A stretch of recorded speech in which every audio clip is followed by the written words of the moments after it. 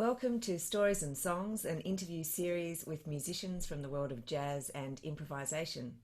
I'm Andrea Keller, and it brings me great pleasure today to be speaking with Terri Lyne Carrington. Welcome, Terri Lyne. Thank you for joining me. Oh, my pleasure. Thanks for having me. So my first question is, what have been the pivotal moments in your musical journey? Wow, that's such a loaded question for me. There's so many.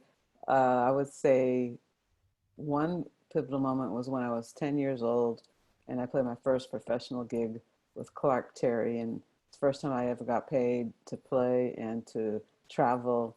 It was in Wichita, Kansas. And there was a lot of amazing musicians. Louis Belson was the drummer. I was a guest. Diane Reeves was a guest. It was the first time I met her, and we became friends ever since. So that's 45 years of friendship. Um, who else was on there? Eddie Lockjaw Davis, Garnett Brown, Al Cohen, Jimmy Rouse, George DeVivier. And then a year later, uh, I sat in with Oscar Peterson and got my scholarship, full scholarship to Berklee College of Music at 11 years old. So that was quite pivotal, especially for my parents who didn't have to then worry about tuition.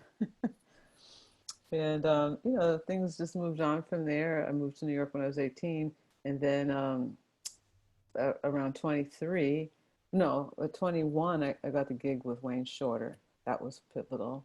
Um, and then at 23 or 4, um, I became the house drummer. And I moved to Los Angeles, became the house drummer on the Arsenio Hall show, which was pivotal because it gave me a lot wider recognition being on television. And after that, I started touring with Herbie Hancock, which was, of course, pivotal as well. Um, then 15 years ago, I moved back to Boston and started teaching at Berklee College, which was pivotal into me moving into education. And then 2 years ago, I started the Berklee Institute of Jazz and Gender Justice, which has been extremely pivotal and moved my career in a totally different direction. Wow, absolutely inspiring. And what obstacles have you had to overcome during your musical journey, and how have you dealt with them? Hmm. Let's see, obstacles. I think that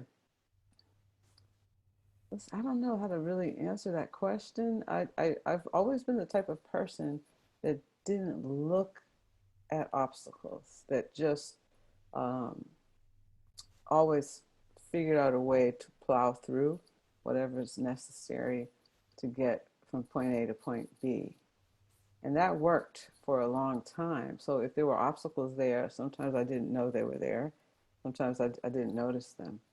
Um, and it was more about, my own journey, my own personal journey in music.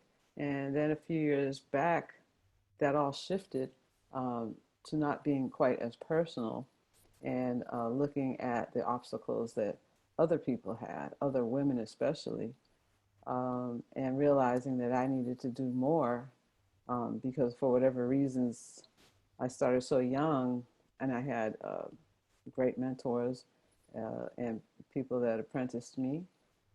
And I feel like I was supported and almost ushered onto the jazz stage because my father played the music and my grandfather. So I'm a third generation musician. So it was in the family, and my dad knew so many people that it just really worked toward my benefit. But then, you reach a point wondering why you don't have so many peers, so many women peers. And that's when I started moving all of my energy really toward gender justice in the music because I felt like I had this, successful career and wasn't looking out as much as I needed to for other women that didn't have the same set of circumstances that I had. And also sometimes it's personality. You shouldn't have to have any type of personality to have the opportunity to be creative and contribute to the art form. And mine was obvious, when I was a young person at that very first professional gig that I just mentioned. I met Buddy Rich at that gig, and somebody introduced me to him, and he said, "Oh yeah, well, you better not be any good." And he was in a bad mood. And I was 10, and I said, "Well, who's going to stop me?" And that, I think, kind of paved the way, for how I functioned, Yeah. functioned in the music. So, and I think, I realized you shouldn't have to, some people aren't that way naturally. I happen to be, but you shouldn't have to be any particular way. So that's why I started thinking more about obstacles outside of my, self. If I were to just look at personal obstacles, there wouldn't be anything exciting. My personal obstacle could be my lack of discipline in some areas, so I don't practice. Never really had a super strong practice routine. So those are like obstacles for me. It's the same thing with discipline, say with uh, radical self care, something that I would like to have more of, but I don't have the discipline to do all the things that I know would benefit me.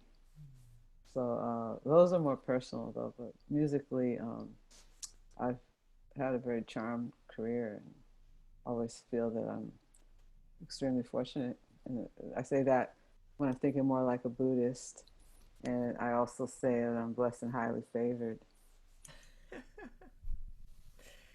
And do you have a motto or a personal philosophy that guides you, or is there any particular advice that you'd like to share with younger musicians? Well, there's so much. Wayne Shorter would be, I think my both musical and a spiritual mentor. So a lot of the things that I think about come from uh, his way of thinking, which is steeped in Buddhist philosophy, which I also have practiced over the years. Um, that's always been there to demonstrate the connection between life and music, and that none of this is separate. And I think, um, we're seeing that more and more every day with all of the challenges in the world and the social justice struggles of the world. Once we saw ourselves separate from the planet,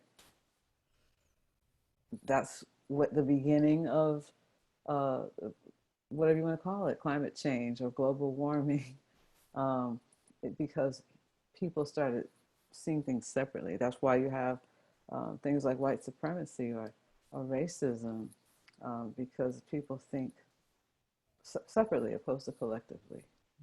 And so that's a big part, I think, of my philosophy, but also, um, knowing that, yeah, that you, like Wayne says, I am what I do. I'm not what I do. I do what I am. And that really speaks to, yeah, that music is not separate. Wayne and Herbie both say they're playing life and not music. And so I think it's taken me quite a while to feel totally kind of entrenched in that, because it's one thing to say it, and it's another thing to really feel it and do it. And I finally feel like I've lived enough life that I'm connected to that type of philosophy. And then I had to also determine my sense of purpose and how I create value, not just in music, but in the world. So it's just all connected. So that's a very broad um, expression of advice or philosophy that I live by. But I think the more people, because you have to study things, I think, in tandem. You have to, of course, develop your craft, and that ends up being somewhat in a silo or a school environment. But it's just working on you and your instrument so that you have the technique, the sound, all the things needed to convey what you're trying to convey. And then you have to worry about how to work with others and this other more collective mindset, even if it's just on a stage. Um, And then I think you have to think about what it is you're trying to say. Like, what is the purpose of it all? And that can take some time. That's generally not completely clear to people when they're in their formative years. Um, and then you just have to work on everything outside of all of that, just yourself as a person, so that you have this connection to humanity. Because at the end of the day, that's what's going to make people pay attention to you. That's wonderful. Thank you for sharing that. I'd like if you could nominate a song, please, or an album that that you've created that's been particularly important or significant for whatever reason for you, and just maybe tell us a few things about it. Well, because I tend to think in the present and sometimes, in the future, and try not to think so much about the past, I would have to say um, my current album is called Waiting Game. It's a group project, Terri Lyne Carrington and Social Science. Social Science is Matthew Stevens on guitar, Aaron Parks on keys, Morgan Guerin on saxophone and bass, Debo Ray on vocals, and Casa Overall on electronics and DJing, turntables and electronics. So it's a double album, and it's produced in a way that the first album is more of a produced record. A lot of time went into it, but a few years, a better part of 3 years actually. Um, we have a few guests uh, from the rap community, Rhapsody, Kokai, Casa. They all rap on the record. We have spoken word by Malcolm Jamal Warner, who some people know from The Cosby Show, and Maimouna Youssef, also known as Mumu Fresh, Michelle Ndege Ocello. Um, and Nicholas Payton's a guest as well. So it's speaking about the issues that we're concerned about right now in society, and the issues that have been overwhelming. And though we started this project 3 years ago, um, it's timely, very timely right now, because it's dealing with police brutality against Black people and political prisoners, mass incarceration, homophobia, the Native American genocide that happened in this country, and is in ways still happening. Um, and of course, gender justice too. Fabulous. I can't wait to listen to it. Thank you Oh, so and the much. second album of I forgot the second half of the whole project is purely improvised with some orchestration, strings and woodwinds as well. So it's a totally juxtaposed concept for the double album. Fabulous. Well, thank you so much for sharing all of your experiences with us today and all your wise words and advice and inspiration. I really appreciate your time and wishing you all the best. Thank you, Thank Terri. you. Thanks for having me. Take care.